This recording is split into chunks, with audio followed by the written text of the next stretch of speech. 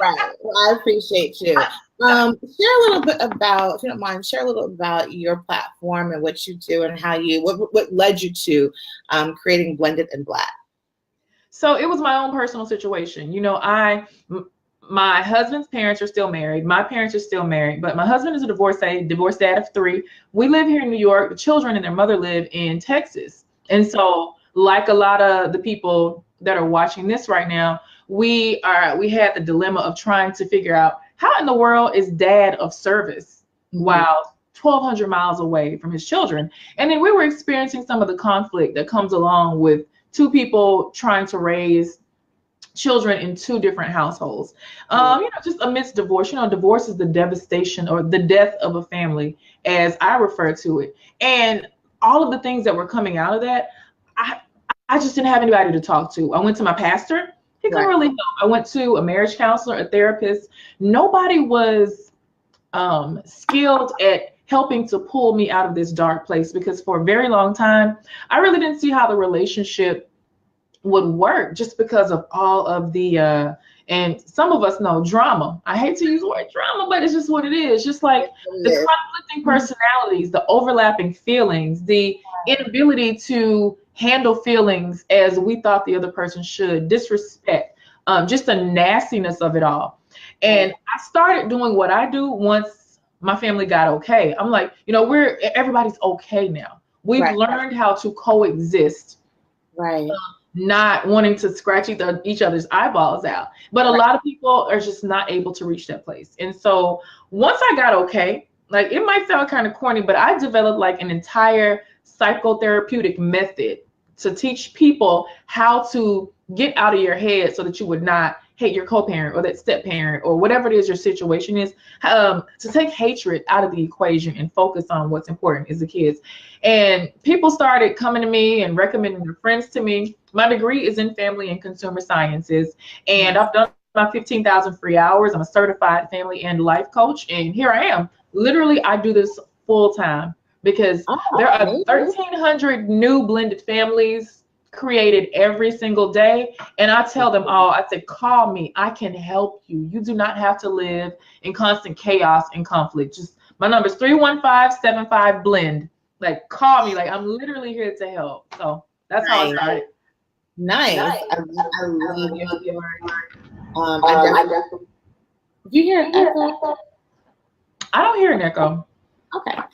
I definitely can relate. I shared with you on our conversation that I am divorced, and I grew up in a broken home. My parents lived bi-coastal, so I definitely can. They could have used your services. Yeah. So you were the child that was traveling back and forth, right? Maybe hearing disparaging things about the other parent that you should not have heard. Children do not need to hear that kind of stuff because it affects us in adulthood. It does. That was you, yeah. And so I see a lot of adults that also grew up in these situations, because we find that it affects us in our relationships and how we see the world. It affects us in every single thing that we do. Right. So it's not just people going through it right now. It's people that are grown-ups and like, oh my God, this. Yeah, the baggage could be real. Yeah.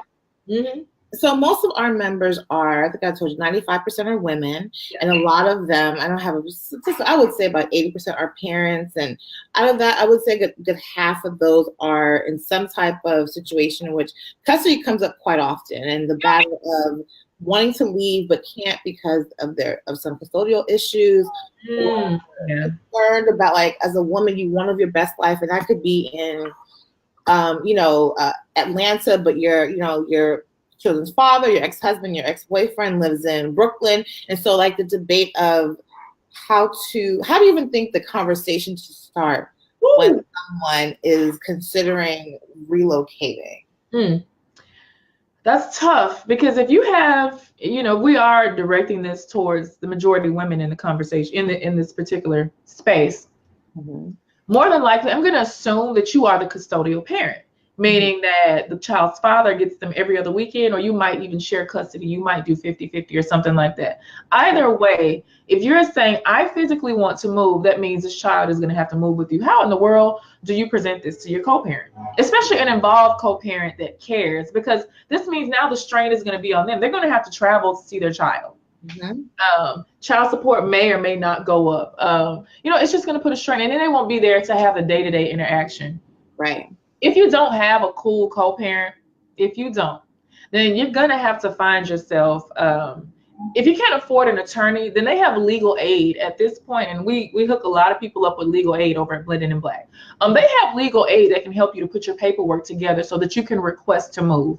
Okay. Now, if you and your co-parent have decided to stay out of court and you just say, hey, I'm going to move, and you do move, they can haul your butt back to the city. I've seen it happen. They can haul you back to the city, demand that you come back, and this deposit that you put down, you got this moving van already ready to go.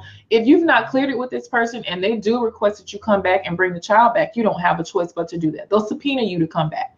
And so I would say get it in writing, get your paperwork straight before you even think about making that move. Right. Now, if you have a co-parent that is involved and they say, okay, well, you got to move and you can still remain the custodial parent, then it's up to you to come up with ways to keep this person involved. You're kind of like the liaison. You are the middleman. It's up to you to give this person, include the parent in every single thing that goes on with the child. And it is a little bit more work, and I don't want to put it like, well, you're the one that decided to move, so the responsibility's on you. No. Such is life. Like, I don't like it to be like that. I don't think that's cool when people, put work on a person because they made a life decision. Right. But it is up to both parents to be able to communicate. What I do is helping people that cannot communicate. Like what I just said was a pretty answer, but situation. Sometimes it's going to be a straight up fight. It's going to be a fight. It's going to be uncomfortable. Your child is going to have a lot of sleepless nights because they're probably going to blame you for taking them away from their other parent. Right. They have other siblings and that relationship is taken away. So the first thing you do is you communicate with your baby on their level, just based on their age and their maturity. You communicate with them based on that. And we all know how to talk to our children. And right. So you're going to have to get them to understand that this move is the best for the family. And really as parents, I mean, it's best for us, maybe more money, better opportunity. I'm happier. I just need to be out of this old environment. I have to go. I would also compel you, if the child is against it, if the other parent is against it. I know a lot of mothers might not want to hear this, but would you consider leaving that child with their daddy for a little while? Fathers have equal rights. And I know this is a lot, this is a major clashing point, but dads do have equal rights. And there is nothing wrong, girlfriends, homegirls, I'm telling you, I have a homegirl right now here in New York. She raised her baby for the first 8 years and dad did 9 to 18. And she pays child support. And people, I was one of these people, I'm guilty of it too, like, oh, a woman that doesn't have her kid. No, it's the norm for daddy to get every other weekend, 4 days a month. Us as women, we got to do 26 days. Right. 26 days. Like that's just, you cannot be balanced like that. There's no way to have a healthy balance. So you have to create your own balance. If that means you got to go leave town and pursue your happiness to find balance, that's what you have to do. But you are not a bad person or a bad mother if you say, I'm going to go there for a year, get set up, and I'll send for my baby. Or my baby just might be better off with their father as a custodial parent. So we kind of got to loosen the reins a little bit sometimes. That's, it's always a tough thing to say and for people to hear.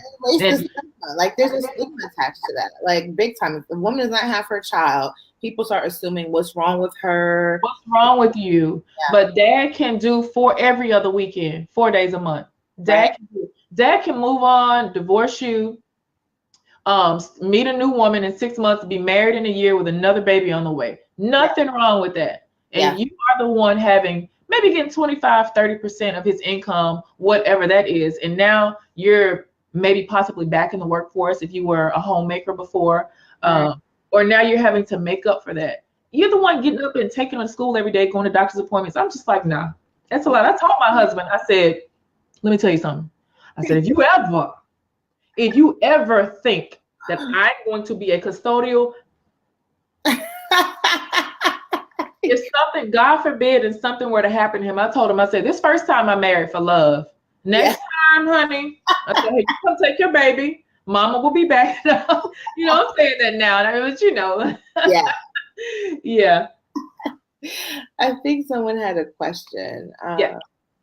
And I can't see the questions for some reason. So. Okay. Oh, I can see it. Okay. This is my issue. My son's dads are involved in their lives. Yeah. Okay. Girl. Mm-hmm. Okay, so if the son's dads are involved, if you leave the city, like we were just saying, you understand that 100% of the parenting will be on you. 100%. No pickup and drop offs. No, oh my God, somebody broke their arm. None of that. So you got to mentally prepare yourself. Are you ready for that? And I will say this, it's something odd about long distance dads that were once involved. They go through a sort of, like, some just kind of bounce back and they're like, oh, I'm good. I can do this. Some go for depression. Some resent you for taking their child away. Some just do not know how to restructure parenting from many, many miles away. And so I've seen a lot of them, an overwhelming majority of long distance dads, they kind of fade away because they don't know their place anymore. So sis, what I would tell you is, if you're going to do that, come up with a plan with these dads to stay involved. Take them to task, like, hey, listen, I don't know if you're going to be in driving distance or what, but set up some sort of travel schedule and put a calendar on the baby's wall in your son's room. Put a calendar on there and put a little airplane on it and say, this is when you're going to go see their dad. You give the kids something to look forward to, because their foundation is kind of going to be shaken now. And they're going to look at you like, wow, mom took me away from my dad. When I coach children too. Children tell me so much. And under certain obligations, I'm obligated to communicate the children's feelings to their parents. And the parents are always like, wow, they never told me that. So I'll also say, make sure your child has an adult that's emotionally well to talk to, that they can trust. A friend, not an authority figure, but they're probably not going to tell you certain things. So make sure that your baby has someone to lean on, because they're not going to tell you everything. You'd be surprised some of the things these kids come in and tell me. And they're like, please don't tell my mom and dad. And just, so I'll say that. Give that to your children, and make sure these dads know that they are still very important. I'm not saying you have to stroke their egos, because you don't. But a lot of times, parents don't know their place if they're not in the child's life physically every single day. And so they will kind of fall back, because they suffer a heartbreak too. So just consider that. Just make the swap easy for everybody, and bounce. If you gotta go, girl, go. Go where you can be your best you. Right. And I think that with technology, so when I was growing up, I shared with you, I was summers in New York and breaks. But now there's FaceTime and like the technology and the access to it. Like you can, if you could Skype your kids' games, you don't want to miss those little things. But the computers and phones and smartphones have let us have so much more connectivity and social media, so much more connectivity than what, if you are a child, or adult child of blended family, than before. That's true. There's so many ways for parents to feel as if they're involved, because 100% of what I do is based on how people feel. It's helping them to process their emotions, and what you do too. Like, our jobs are, how do we connect with people? How do we keep them connected and feeling okay, or getting out of these bad feelings? Right. So someone has said, yes, the kids do suffer heartbreak. Absolutely. Like, growing up bi-coastal, I've shared with you before, the viewers before, if you were in the group for a while, that it was hard. It was very, very hard. I remember being an unaccompanied minor with the little strap around my neck, and, they put me on first, and the stewardess was very helpful and things of that nature. But there were so many things so many times I wish we could be in the same place. But I know that is not everyone's, circumstances. And I definitely do believe in, women choosing themselves and going where they're going to thrive and not just survive. So, but I think what alleviates a lot of the heartbreak and pain is parents who genuinely can communicate. You don't have to be best friends. You don't you're not doing the third party, tell your mama I said, or, like that. When you bring that toxic, negative components to the relationship, and the child is the referee amongst two adults, it makes so much more difficult. Like if you have, like you said, the countdown. I love visual aids. I'm all down for a count. You know, you can see right now, I think it's my little vision board. All about visualization. So if you can, if I have a calendar that I can say, okay, 30 more days I see dad. You know, that's life changing. Absolutely life changing. It is. And, you know, you can speak from so many. I know you and I were talking when we first spoke, you were just telling me about the experience. And, you know, one thing about it is you find yourself a tribe where you are. We're talking about the heartbreak of the kids. Children thrive off stability. Yeah. Children are so afraid of their parents divorcing. You know, they love you. Your parents, they love you. Don't get it twisted. But up until about 8, 9 years old, a child's main concern is me. Yeah. Who is going to take care of me? And when they see their household dividing, or even if the household's already divided, if they see dad is going to be over here and mom's going to be over there, what's going to happen to me? So your number one job as a parent, not as a co-parent, as a parent, is to let that baby know that they're going to be okay. Yep. You're going to see, you're going to look, and you let this child know your plans. Yeah. And one thing I don't like that people say, they're like, oh, well, kids are so resilient. Honey, if kids were so resilient, why we got all these jacked up adults walking around here? Hello. Kids are not as resilient as we think. So we have to be very strategic. And because their minds are so malleable, we have to be very strategic so they know that it's not their fault, that they still have love, and they'll be able to receive love from both sides of their family.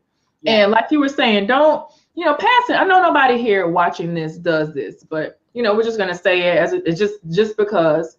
Right. You know, we're not passing notes between the children. We're letting these children experience the full gamut of having a healthy childhood. Now, right. As far as co-parents, you have a job. Even if you cannot stand this person, which most people cannot, it's totally okay. I mean, you know, I'm not one of these people that's going to say, get over it. No, there's ways that you can still communicate. You can parallel parent and still be long distance parenting. Parallel parenting means we're not communicating. We're not talking on the phone. We are communicating via email, not text message. We're communicating via email, or you can use one of those co-parenting apps like My Family Wizard or Talking Parent. I think those are free and they hold up in court. So you can print the ledger out from the app, give it straight to your lawyer, you know, should something happen. So I want you guys to be prepared just in case. But there are ways that you don't have to directly communicate with this person. And I would say, you know, don't pass, like you're saying, don't pass notes. No. Don't let the child be your little parakeet. Don't disparage the other parent. Don't do that, because now if you're going to be long distance, the relationship with the other parent is even more important, because your child not only gets their identity from you, they also get it from that other person. Absolutely. And if you're disparaging the other person, you're disparaging like a part of their soul. You really are. You really are. So, you know, yeah. I love that. Parallel parenting. I'm going to have to something to consider. If you just cannot, if you've tried it and you have like a co-parent with like a behavioral issue or personality disorder or mental illness, or they're just straight up abusive, or you just don't want to talk to them, yes, you parallel parent. Look that up. That'll help a lot of people. You do not have to talk to these people. There's nowhere in the rule book that says that. That's amazing. Yeah. Do you think I remember when I was getting divorced, I watched a show and they said there's no ideal age for divorce, right? Like a lot of people say, oh, I'll wait till my child turns 18. Oh, child. Right, like it's a life sentence. Let me go do 14 more years. Right. You know. That's 18 years of hell for a child. Don't do that. Never. Do you feel like, what age do you think is, I mean, like, I guess like developmentally like most appropriate for relocation? I have my thoughts, but I wanted to hear. For relocation. Okay, so I do know this. Modern psychology teaches us that we are who we're going to be by the time we reach double digits. So by the time we're 10 years old, our personalities are pretty much formed. You know, that's why I tell people if you're going to adopt a child, then you might want to do it right before they hit that point. Especially if you don't, you know, they've grown up in less than stellar conditions. Mm-hmm. So by the time your child is 10 years old, they have developed a bond with you and their other parent. And so that's a pretty safe age. Now, those next few years where preteens and puberty is happening are crucial, but the foundation is kind of already there. But I would never tell anybody to stay in a city or stay in a relationship that they don't want to be in because a child is 5 or 6. I don't recommend that, because kids know, they know when mom and dad is jacked up. Most of these kids tell me, when y'all bring y'all's kids to me, you know what they say? My mom and dad broke up a long time ago. I'm like, you're 4. What?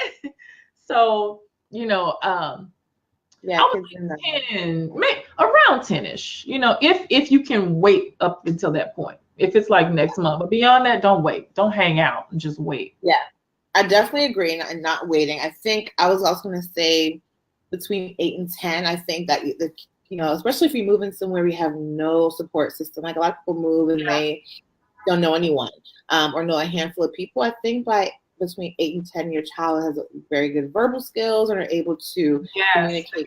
Tell you, right?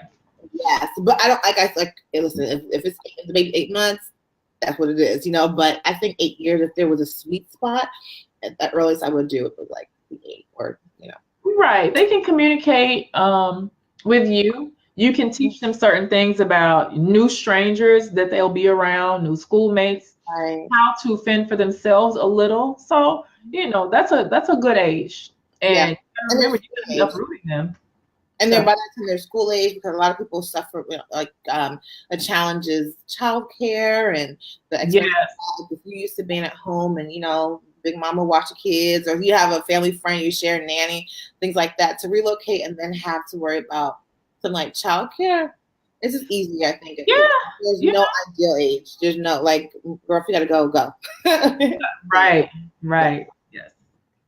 So you gave some great resources already about communication tools. What other great tools or resources have you found to be most helpful for your clients? Oh my gosh. So we have a blog, and I'm so thankful. I was a writer for a very long time before I started doing this. And anytime I see that somebody has an issue, I'm like, okay, let me write about it and offer them solutions. That's how I knew to go and search for parallel parenting, things that parallel parenting mechanisms or tools to help these people out. But one thing I could say, and it just sounds so cliche, but communication really is key. Communication and how you communicate. The one thing that I find is that people have such a low level of emotional intelligence. Right. And it's something that they don't teach us in school. They don't teach us how to resolve conflict. Right. So then you have to pay somebody like me a lot of money to come in and clean up these messes that were made, these seeds that were planted in you long before you even stood a chance. And so I would say work on listening as much as you can, and learning learning how to communicate with the people in your life, especially if you have a co-parent that gets on your doggone nerves, or a person or a coworker, whatever. Many times we have these conflicts because we're not focusing on how does this person like to be communicated with. I know we've all at this point heard the 5 love languages, about showing your partner love the way that they like to receive it, not what you want to do.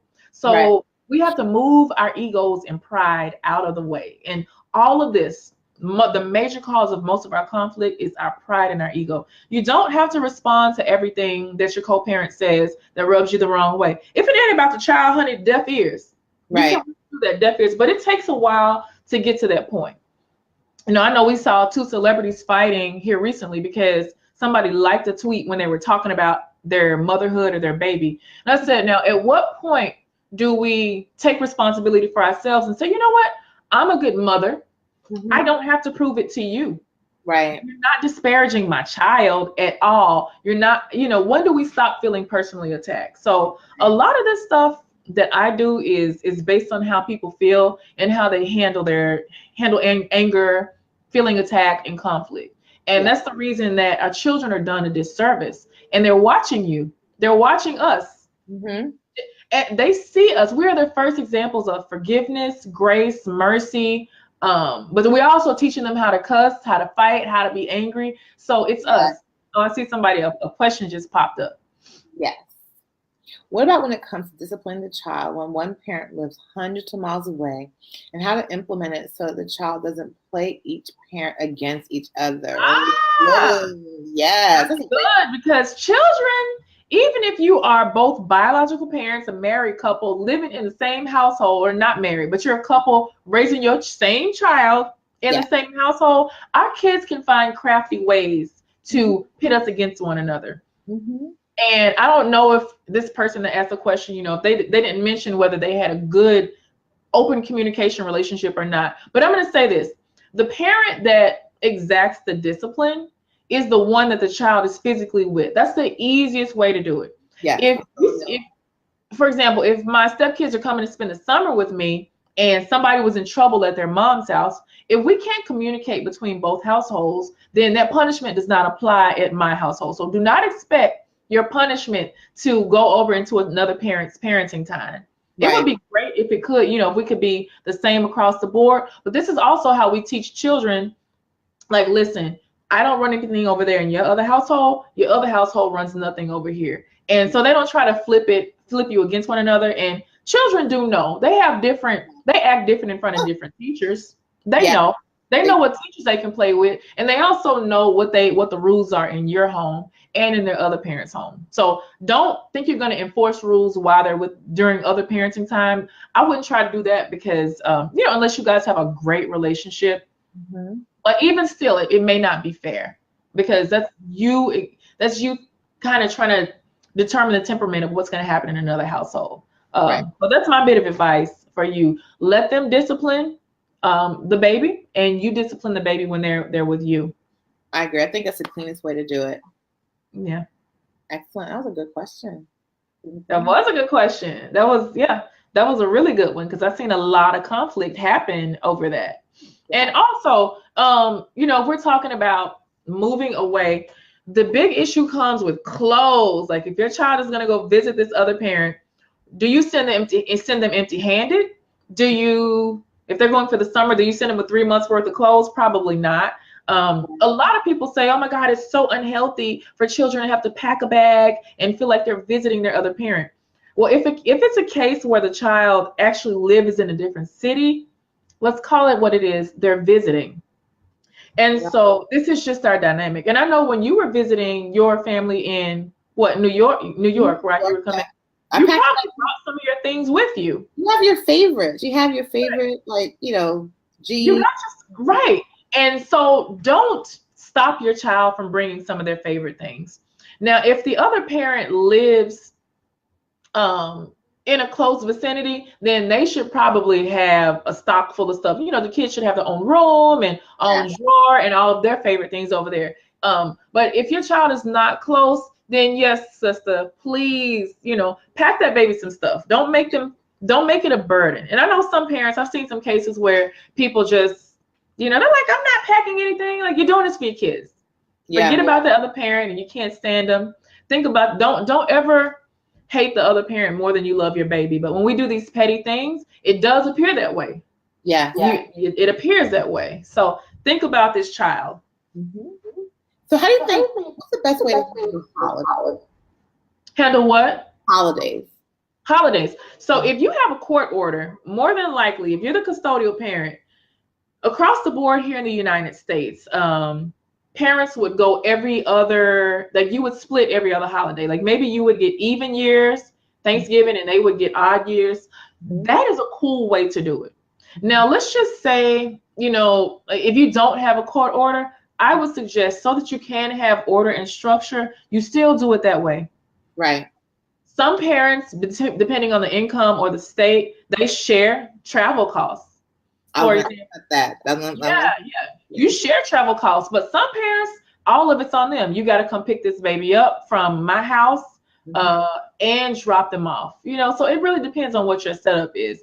And I will always say, if you cannot agree, if you cannot come to terms, you have to get it in writing. You don't have to even go to court necessarily, but go find a mediator, some sort of court-ordered mediator, get them to put their stamp on it, and then it becomes law. Like, it's your family's Bible. You do need to have the rules and regulations of how this child will be raised in writing. And that's not to say it's going to change every couple of years, because it will.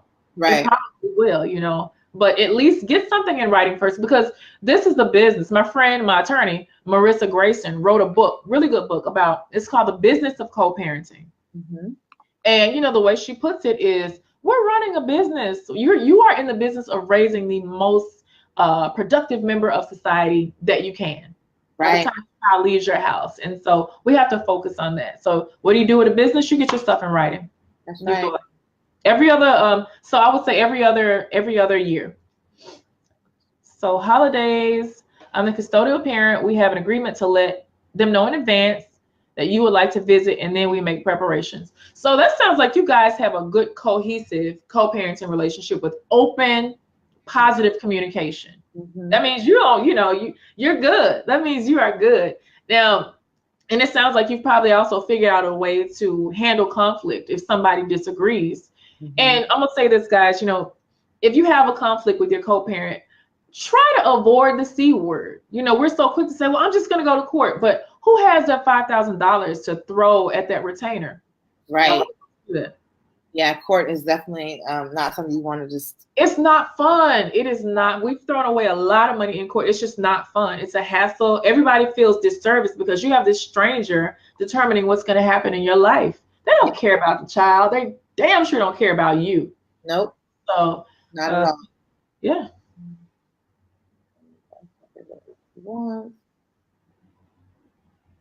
Yeah, all about communication. That's definitely the same. Yeah. Healthy communication. So what do you feel about like other family members who are involved, like grandparents, or because when you relocate and you flip the zip, right, and a child is moving from their hometown, their home, where their friends and grandparents and parents are or were, how do you integrate grandparent time? So keep in mind that I'm helping people work through conflict, not people that are all happy we're getting along. So a lot of times, if you don't mess around with your co-parent, you're not cool with them, chances are you're not going to be all lovey-dovey with their family. Right. So it is, if you're in a situation where it's just high conflict, it's up to that other parent to facilitate a relationship with their family. Your responsibility is making sure your child has a relationship with their parent. The other parent, the extended family members, cousins, aunties, uncles, grandparents, while it would be very nice of you to, send them a Christmas card or call, like make sure the child calls, that's your secondary priority. Your first priority is making sure that they're cool with the parents. Now, even if you have just a mediocre, lukewarm relationship with these other people, and you can stand, there's not disrespect, nobody's breaking the law, I would absolutely say the more people that a child has to love them, the better. Yes, absolutely. This child should feel so much love. Your baby should know that their tribe is surrounding them. Right. There's somebody that can meet every single need in their life, because you as a mother, you as a father, you are not enough. Right. You are not enough. Your baby needs their village to supply them with different things. Mothers and fathers have different roles, but then so do aunties, godmothers, and some of us have step parents. Like, these people are in your child's life to pour into them. Right. Absolutely.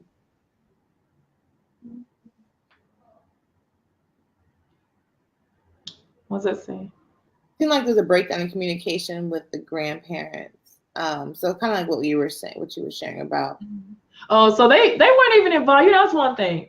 We see, I've heard of dads contesting mothers moving out of town, but they hadn't seen the child in 6 months. Like, yes, we had situations like that. Yes.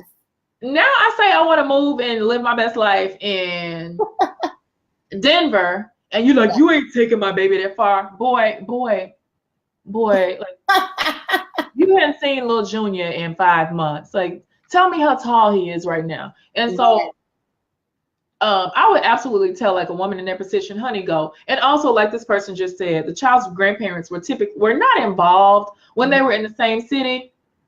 It's not, if you're not involved when I'm here, don't try to play super dad, super grandparent when I say I'm leaving. As we like to say, keep that same energy, fam. Yeah. Keep that same uninvolved energy. Yeah. Don't act like you're going to be missing out on something that was just really not a priority for you anyway. Like, it wasn't. Like, let's just keep it real. Right.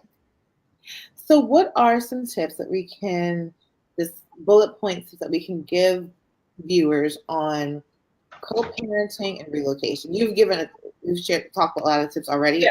I just want to make it, if we were to bullet point them.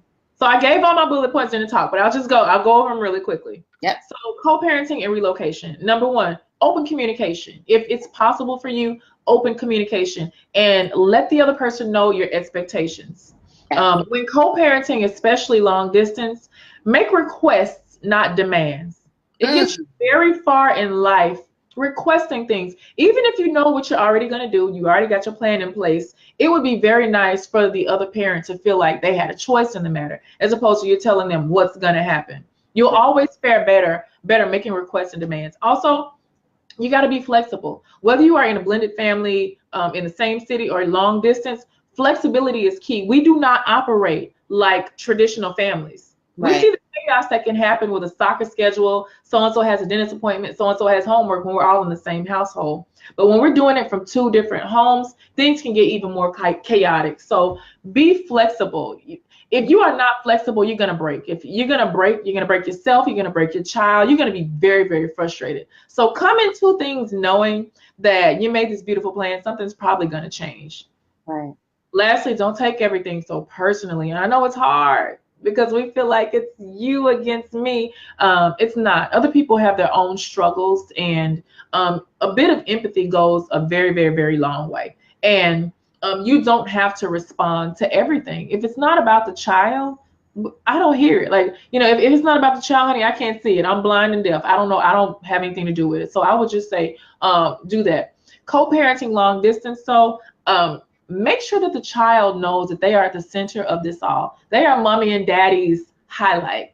We love you so much. We're going to both make sure that you feel it. You can call your other parent whenever you want to. You can call anytime. And other parent, make sure you are available. Be happy when this child calls you, because I see a lot of parents, they try to emotionally manipulate their children. Every time they call, you're sad. So what do you think that's going to do to a child's psyche? You're being emotionally manipulative because you want this child to have a level of sympathy for you, but don't do that. Why? You're grown. If you're sad right now, you hold a straight face. You be the happiest, most cheerful person you can, and cry when you get off the phone. Absolutely. Your children do not need that. And moms, when you're sending these kids away, be happy when they call you. Yeah. Do they want to stay longer? Don't be a basket case. Don't be miserable. Yeah. We do that because we want to evoke sympathy in our child, because our children show sympathy for the parent that they deem to be the weaker one. And that is a way of manipulating your power. So don't do that. Don't do that. Allow your child to be happy, and show them that you are happy. Please do that. That's one thing that I tell a lot of people. Don't be crying on the phone. Like, don't do that. They don't need. Cry to your friends later. Yes, cry to your friends later. Go get a glass of wine, go do that. But show up and be very present and positive when you are in the presence of your baby. Yeah. Now I know we have a lot of members who can utilize your services, your community, your group. How can we stay or get connected and remain connected to Blended and Black? So you guys can call me. My number is 315-75-BLEND. It's my number. I answer it. You can text me. You can call me. The other day when that issue happened with Nas and Alicia Keys, I was like, hey, Nas, call me. Nas and Khalees. Nas and Khalees. I'm sorry. Yeah. Wow. Nas and Khalees. Yeah. Nas didn't call, but everybody else did. And so a lot of 315-75-BLEND. Okay. BLEND. Got it. Yeah. So I have a website. It's Blended and Black. I have a very active Facebook group. They be going in. Just like with Flip the Zip, y'all be going in. They go in every day. So you can find that, Blended and Black. Everything is Blended and Black. And of course, my name is Naja Hall. If you want to know more about me and my life or whatever, you think I'm interesting or you like my bundles, you can find me at najahall.com. But my business website is Blended and Black, and I'm Naja Hall. So either way, you can get in touch with me. Either way, I'm always available. Well, thank you. Okay, so somebody said we need this in Louisiana. You are international. Girl, listen, if you have a computer and a phone, I got you. That's all you need. That's all you need. I see 98% of my clients are phone clients. Like we do this right here. We do this. We sit down. And if they can't, we can't video chat, we're texting all day, or we're talking on the phone. Because I make myself always available, because I remember when I was going through the struggle, I lost 2 really good friendships because this stuff is just too heavy for non-professionals. It's too heavy for your normal friendships. Let your homegirls talk to you about how stupid you are because you're going back to your boyfriend for the 5th time. But bringing them these types of issues, it's just the burden is too heavy for a friendship. And I didn't really find anybody to talk to, but there was just times in the middle of the night I needed somebody. And so I said, God, I just asked God one day, I said, if you let me make it out of this, I'm gonna help other people, and I'm not gonna be just I'm gonna make sure no one's sitting there by themselves like I was. And I have 100% success rate, 100%, 100%. I don't really even advertise my business anymore because I work off referrals now. I've helped somebody, I hooked their life up, and they're happy and they're whole, and they can even communicate with their co-parent without trying to break their neck. And so then, they're like, all right, I got to share this person with you. I got to share Naja with you. So, yeah. Nice. Yes. Nice. Yes. And that's the link right there. Yes. Well, thank you, Naja. Thank you so much for having me.